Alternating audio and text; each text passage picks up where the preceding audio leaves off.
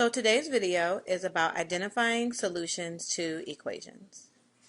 So what is a solution? A solution is a number that makes an equation true, because an equation is two expressions that are separated by an equal sign. So both sides of the equation need to be equal to each other. So a solution is a number that makes both sides of the equation equal to each other. How do you determine if a number is a solution? You plug the number into the equation to see if it's the value that works. So let's determine if the given value is a solution to the equation.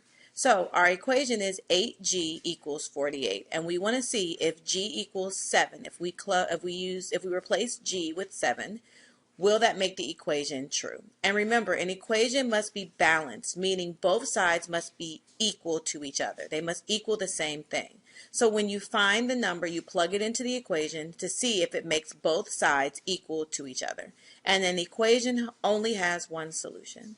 So we'll start by plugging in 7 for g to see if it will equal 48. So we're checking 7. So we know that 8 and g being beside each other means multiplication. So this really means 8 times g. So we're seeing if 8 times g will equal 48 if g is 7. So I'm going to start by plugging in 7 for g, and I have 8 times 7. I'm trying to see if that equals 48. Well, I know 8 times 7 gives me 56, and 56 does not equal 48, which means that they are not equal. So since both sides are not equal, 7 is not a solution to this equation. Now if g was equal to 6, then both sides would equal 48, and so the solution to this equation is actually 6. G would need to be equal to 6.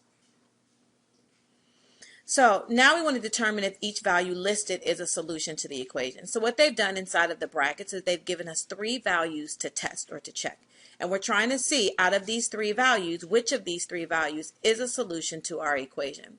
And our equation is 24 equals 16 plus n.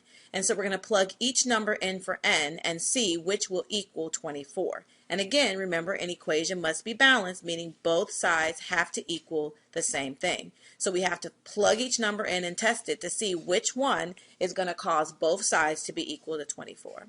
So we're going to check our first value, which is 6. So we're going to plug 6 in for n to see, does that cause both sides to equal 24? So I'm replacing n with 6, and now I have 24 equals 16 plus 6. So I'm actually going to do 16 plus 6, and that gives me 22. And 22 and 24 are not equal to each other, so 6 is not a solution. So now I need to check 8. So I'm going to check 8, and so again I'm going to plug 8 in for n. And so now I have 16 plus 8, and I'm seeing, does that also equal 24? When I add 16 plus 8, that does equal 24, which means both sides now equal 24.